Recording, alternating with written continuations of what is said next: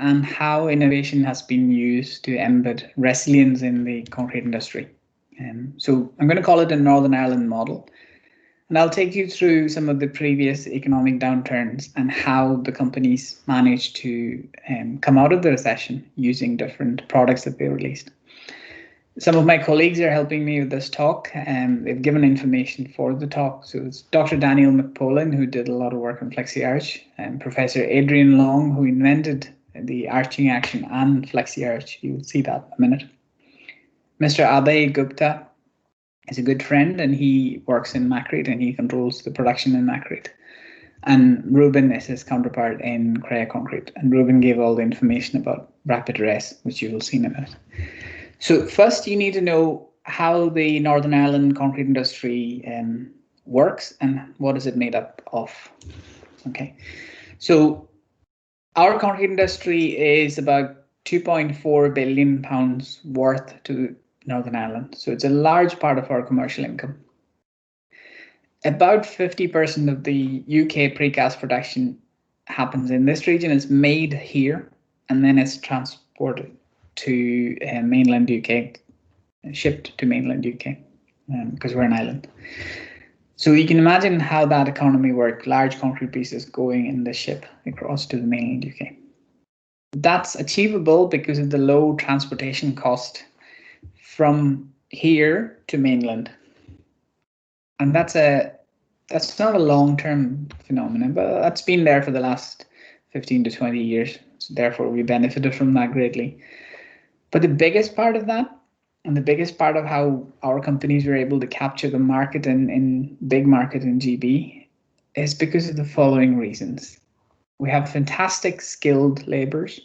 We have plenty of water, quite the rainy part of the country, and good quality aggregate and really good supply sources for the minerals that we need, cement and whatever that may be.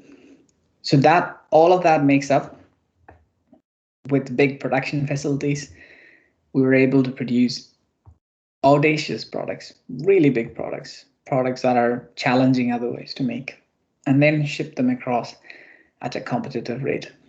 On the right-hand side, you'll see the logo of some of the big companies in Northern Ireland who became bigger during this time period and sustained that growth to a point that they're probably the top companies in the UK as well. The supply market works this way, that our largest market is GB, as well as we supply to the rest of Ireland from here, which is through roads, quite easy to do. Okay, so that is our concrete industry in a nutshell.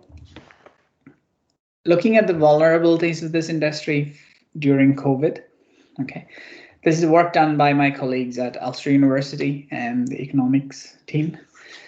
So on the figure that you see on the right-hand side, you will see the financial resilience on the y-axis and the degree at which they will be affected by COVID is on the x-axis.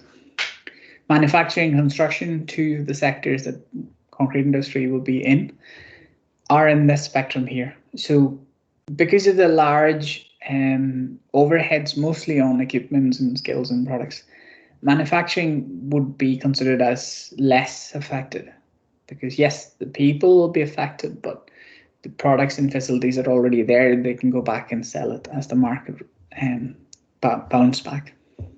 Construction, on the other hand, is a lot more people oriented, so that will be more affected, and they will have less reserves, financial reserves in their hand. So that gives you an idea why resilience is so important, and also give you an idea of how the COVID-related effects, that will be either an economic effect or employment and economic effect. We'll look at the figures in a minute. So how would this impact? First thing, you need to look at the previous recessions. So 1980s or 90s, these were mostly economic as well as employment impact, largely employment impact. So unemployment would have been the biggest issue. 2008 recession was slightly different. Employment was affected, but GDP was a lot more affected. They are suggesting, the Ulster University's team are suggesting that COVID for Northern Ireland will be both a financial impact as well as an economic impact. And that's quite hard to swing out of. It's not an easy task to get out of that. So But we need to look at what happened after this 2008 recession to figure out what will be the pathway out of this recession as well. So 2012 to 19, when we came out of the recession, the manufacturing, admin, and professional services altogether created about 42% of the job growth in the region. Okay, so the majority of the job growth were recorded for these three sectors. But if you look at COVID's vulnerability sector, that's different sectors. So retail, accommodation, and entertainment. So it's a different sector that's already been affected. This sector, the manufacturing sector, was already struggling to recruit enough skilled people before COVID. So this vulnerability here might present itself as an opportunity if you're able to create a good pathway for it.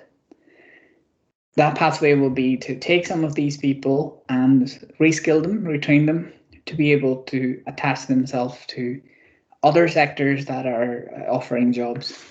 It's not a universal scheme, but it will help to move a large mass of people out of the unemployment.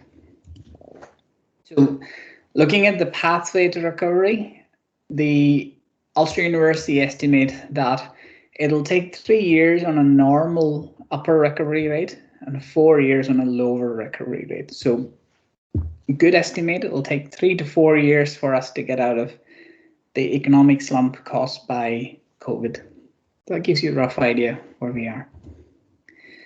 So now I'm going to look at 4 examples of how innovation can help companies to embed a bit of resilience in them and to create a bit of stability in their local market. So 4 examples. So the first example is very simple. Self-compacting concrete and fair face concrete.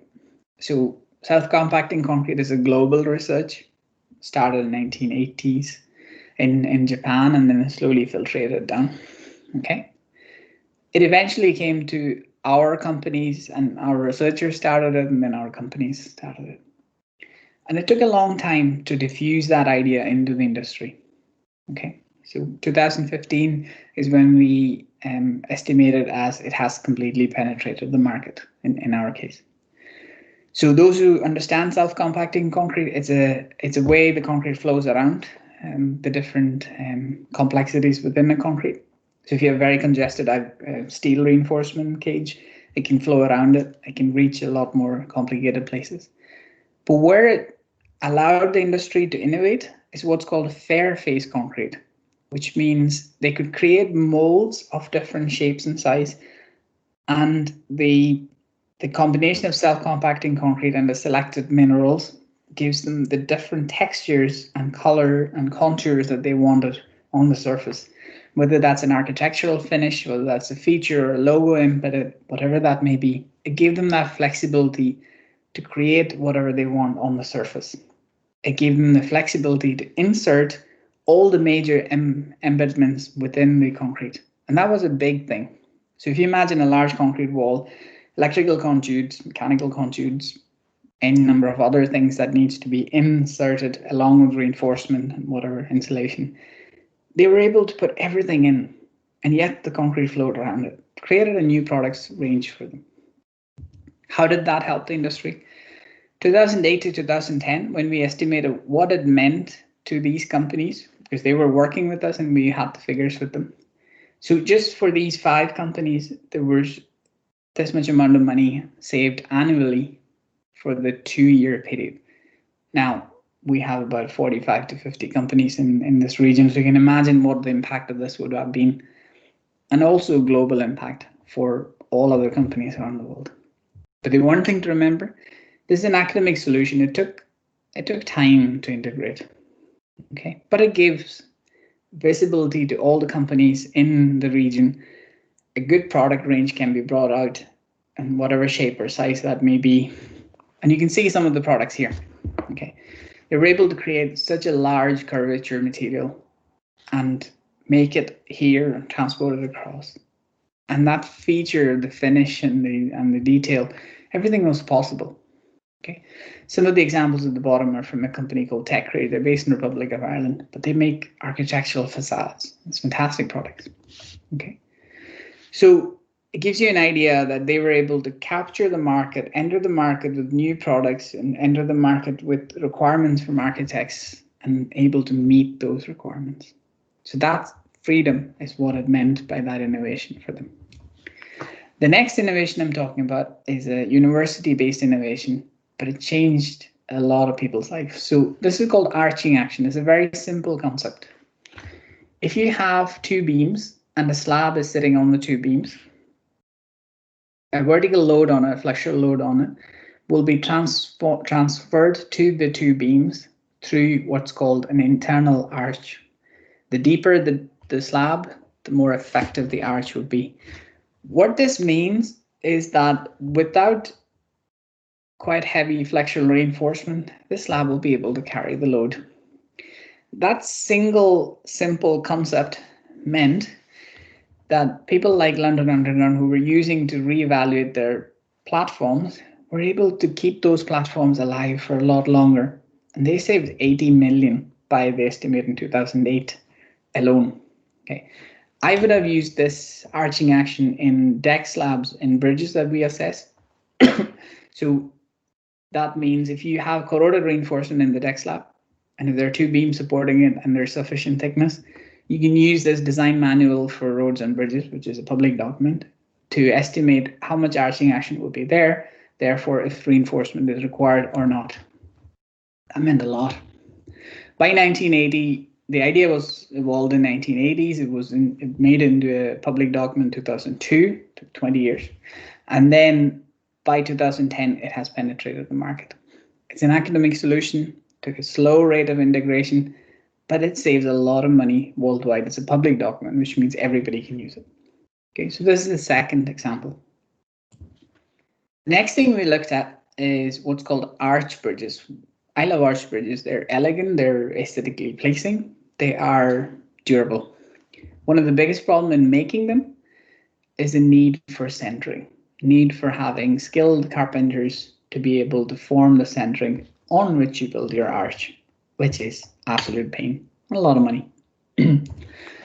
So Professor Adrian Long, the person I initially mentioned, he then created a new form in which the arch can be made.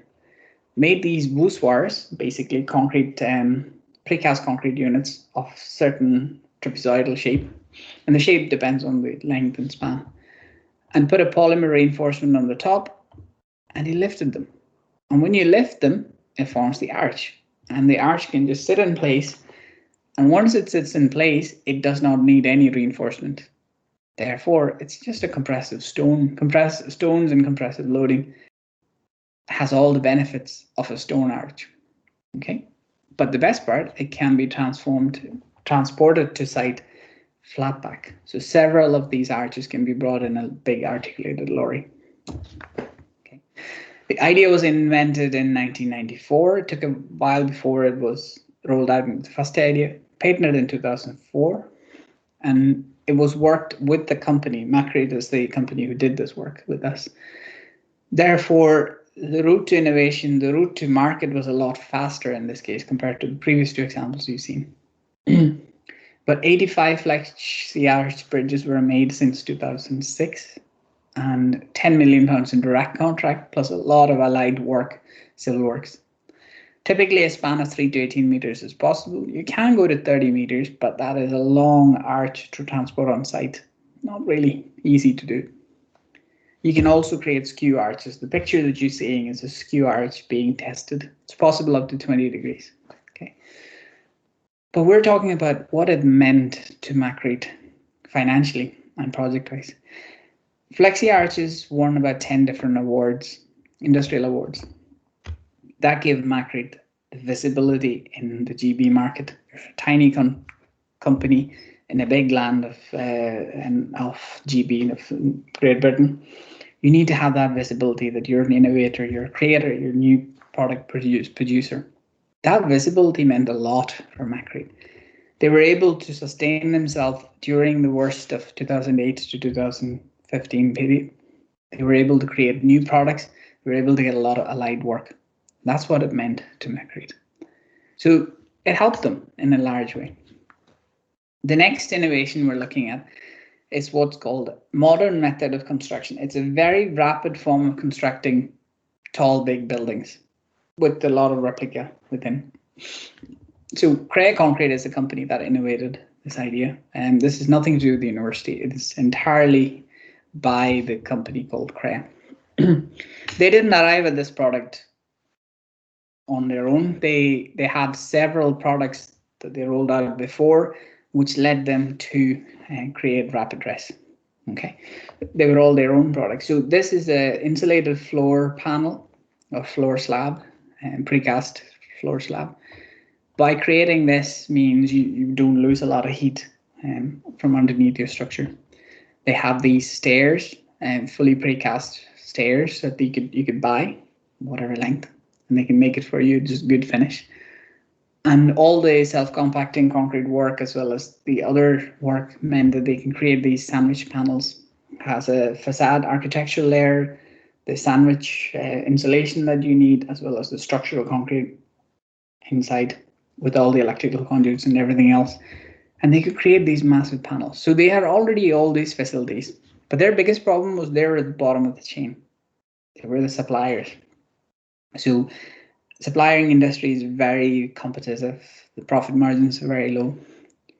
So Crea then decided we're going to roll out a full solution. Okay, the full solution was we'll make the apartments. And they wanted to make the apartments fast. They don't want to be on site for too long. They are a supplying industry. They don't want to be dragged out into the thing. So they created this system whereby everything just packs on itself. Okay. You can watch a lot of videos online on RapidDress. I'm not spending time watching the videos here.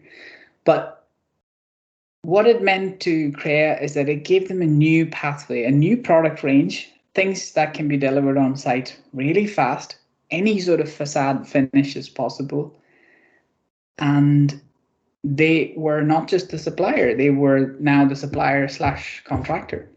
So they had a larger share of the pie, they had a larger input into the projects. So they were not forced into the project by others. And the economic side of it is the interesting part. Crea created this product at the worst financial time for them. So if you look at the green figure on the right is their annual turnover. These are public figures. So 2012 onwards to 13, their annual turnover dropped. Okay.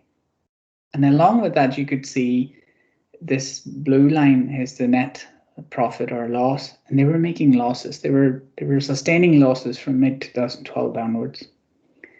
It is exactly 2012 when they rolled out this product. At that time, they had to lay off a lot of people. They lost a few of their projects, as well as they lost a lot of their staff from 600 to 400. And it was at that very difficult time they decided we need to create something new. And they did. In 2014, they rolled out their first RapidDress. It was a heavy going project for them. But what it meant is they were able to pull themselves out of the losses. They were able to increase their turnover sustainably to a point that their turnover in last year, 2019, is close to £100 million, of which 25% of that is from RapidDress. That's £25 million from RapidDress. They're starting to reinvest in a lot in their product. That's probably why their profits are going down, but that doesn't matter to them. At this stage, they are producing about 400 plus apartments a year in 2019, I think. In 2021, they've committed to produce about 750 apartments in 1 year. There are a couple of things you need to know about that. First, the UK government is very keen to release a lot more housing, both in the affordable housing sector as well as the other housing sector, because there's a housing shortage. Have a target to achieve. That's a very ambitious target of nearly 200,000 houses a year. Crea is doing their part to it. Their innovation is pitched rightly to that market. So in going forward, I think Crea is aiming to produce about 1,000 apartments a year. That's an ambitious target. That'll transform them from whatever the 100 million to 125, 130 million pound company. Okay, that's a big transition. Looking at rapid dress in more detail, what it means is a traditional frame structure would be cheaper. As you can see here, rapid dress would be slightly expensive, but it comes with that perfect finish, the way the finish needs to be looked at by the architects. So it is looking at a slightly bespoke market. But the biggest saving is the program savings. You're able to release things 20 weeks ahead. That's 20 weeks extra of rent coming back. Okay. Your exposure on site is much lower, so you're only there for 16 to 20 weeks in the finishing phase of things. Less accidents, less trouble. You're in, you're out. Your rent and your hire and everything else is low. The product is efficient to the very core of what a traditional frame building can achieve, and that's important as well. Okay, so this is what rapid dress meant to CREA. That's a fourth example. So in the fourth example, you looked at different models of innovation, companies innovating things, universities innovating things, slowly moving to companies, all of them. They all have different paths for economic and social impact. But all of that meant the allied companies were able to create new product ranges, differentiate themselves from their competition, and create resilience in their systems that they can survive one recession to the next. This kind of model is supported by our governmental body called Invest Northern Ireland, which funds the industry in doing research. There are different ways that they fund, from simple innovation vouchers, which is £5,000, all the way to nearly £1 million, but they only fund a certain part of it. They don't fund all of it. So they take innovation from the small seed examples to bigger things. One of the biggest flagship programs called KTP, which is here. It's a partnership where you have the academia, the industry, and the government body coming together to create a funding for one research associate, a person, to be embedded in the industry, but trained by the university. And there's a lot of funding stream for that person to be upskilled. And 95% of the time, the company absorbs the associate, and the associate will actually grow up in the company really fast. That's what we have seen. Now, coming back to what this means to our industry with COVID. So for concrete industry, my suggestion is you need to innovate and create new products, differentiate yourself, create resilience in the system. Look at products that are beyond concrete. Also look at timber solutions, steel solutions, aluminum solutions, all to be going in together in one go. Industrial innovation is a lot more faster. That might be the better rate to look at it. Reskilling is extremely important because service sectors will be affected a lot more. Train them, bring them over to our sector, which would be great. You will need some form of investments from government as well in this case. That's all from me. Thank you.